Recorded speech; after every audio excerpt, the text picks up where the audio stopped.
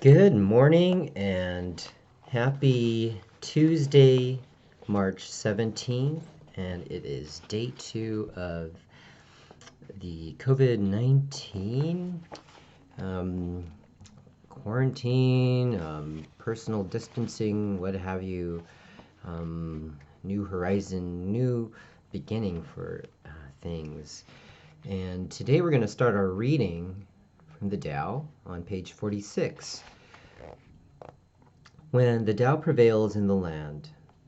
When the Tao prevails in the land, the horses leisurely graze and fertilize the ground. When the Tao is lacking in the land, war horses are bred outside the city. Natural disasters are not as bad as not knowing what is enough. Loss is not as bad as wanting more. Therefore, the sufficiency that comes from knowing what is enough is an eternal sufficiency. This reading seems to have something to do with what we're experiencing right now, and I would love to go back and read that later today and meditate on that a little bit more. But moving along, and thank you for joining us. If you haven't joined us before, this is the Self-Esteem Daily Vlog and Daily Podcast where I read from some different books on the Course in Miracles, recovering from codependency, and self-esteem. So today's reading from Believing in Myself, or this is from the language of letting go, is on empowering. You can think, you can feel, you can solve your problems, you can take care of yourself. Those words have often benefited me more than most profound and elaborate advice. How easy it is to fall into the trap of doubting ourselves and others. When someone tells us about a problem, what is our reaction? Do we believe we need to solve it for the person? Do we believe that that person's future rests on our ability to advise him or her? That's standing on shaky ground, not the stuff of which recovery is made. When someone is struggling through a feeling, or a morass of feelings, what is our reaction? That the person will never survive that experience? That it's not okay for someone to feel? That he or she will never get through this intact? When a person is faced with the task of assuming responsibility for their life and behaviors, what is our response? That the person can't do that? I must do it myself to save him or her from dissipating into ashes, from crumbling, from failing? What is our reaction to ourselves when we encounter a problem, a feeling, or when we face the prospect of assuming responsibility for ourselves? Do we believe in ourselves and others? Do we give power to people, including ourselves and their abilities? Or do we give the power to the problem, the feeling, or the irresponsibility? We can learn to check ourselves out. We can learn to think and consider our response before we respond. I'm sorry you're having that problem. I know you can figure out a solution. Sounds like you've got some feelings going on.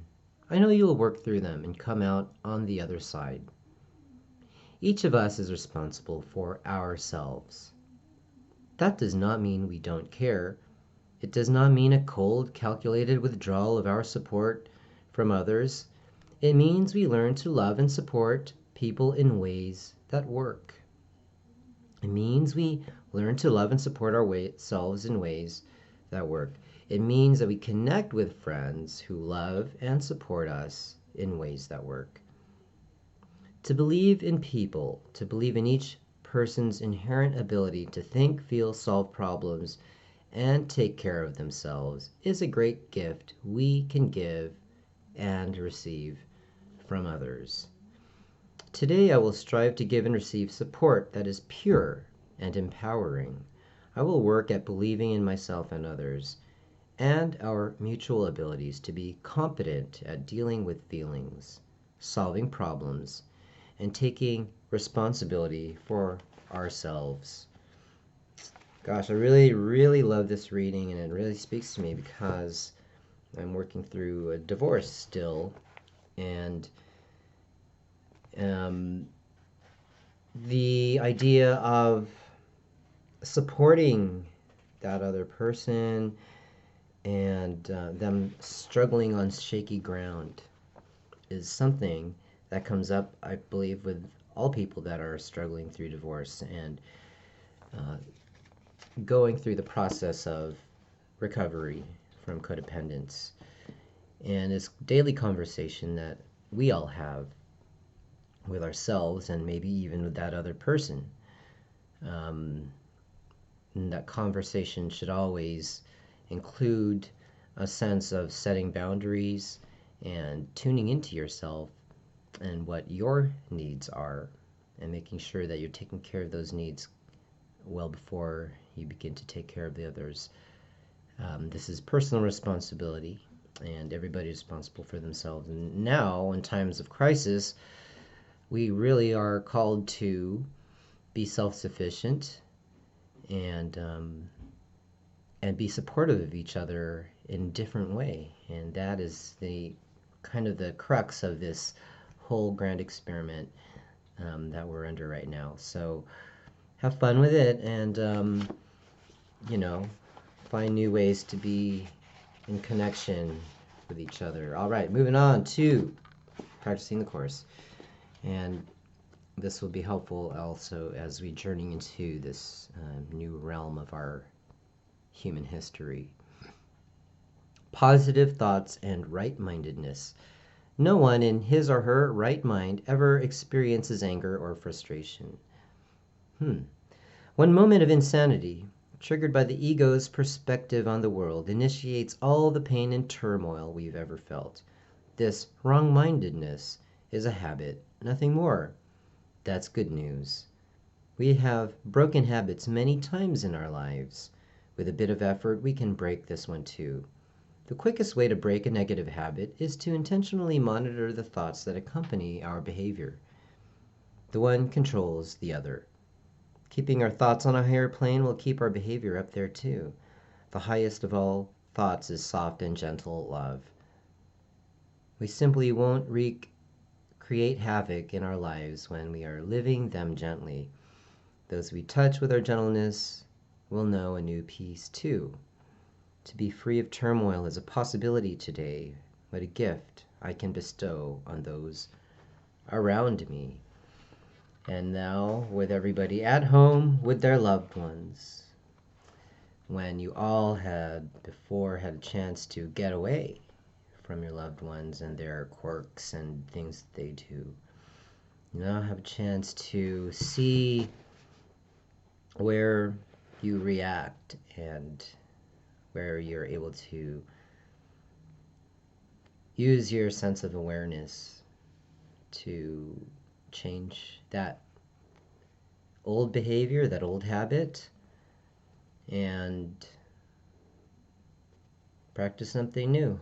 Take a few deep breaths and find out a different way to respond, because you're all going to be sharing the same space for a little bit of time now. So now's the time to change how we respond to each other.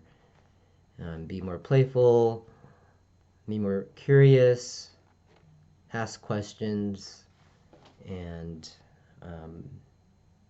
that's how we will bestow our gift upon each other. All right, and if you know in a musical instrument, pick it up and figure out how to play it. All right. The last reading for today, in Believing in Myself, starts with a quote from Ralph Waldo Emerson. The only gift is a portion of thyself.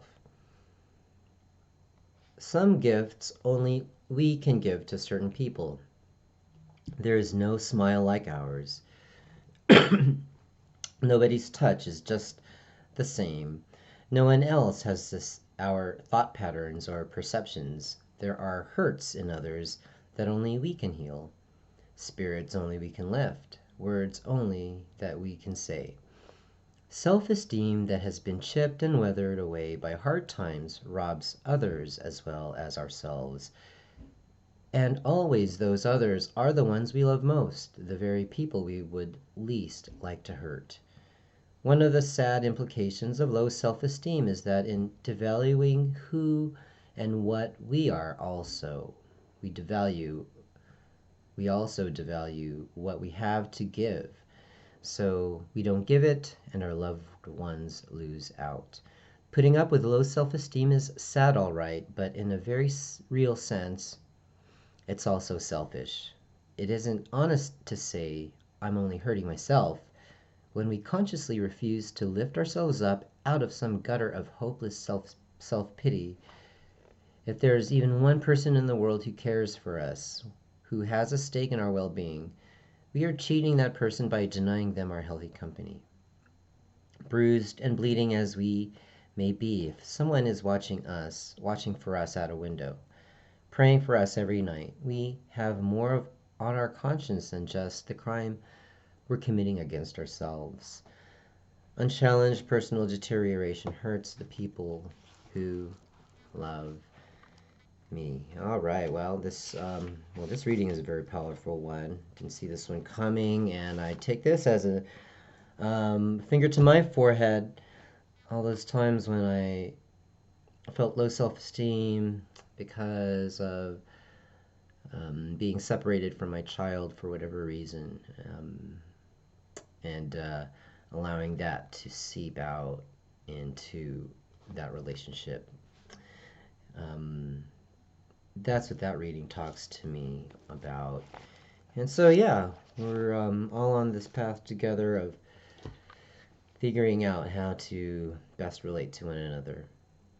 And and now we all are in this grand experiment where social distancing and quarantining or lockdowns, whatever you call it, that we're all under, is a chance to figure out who we haven't reached out to and who we have an opportunity to reach out to now that we have a little bit more time on our hands for that. All right. Thank you for joining, and tune in later. Subscribe to the channel or the podcast, and have a great rest of the day. Bye now.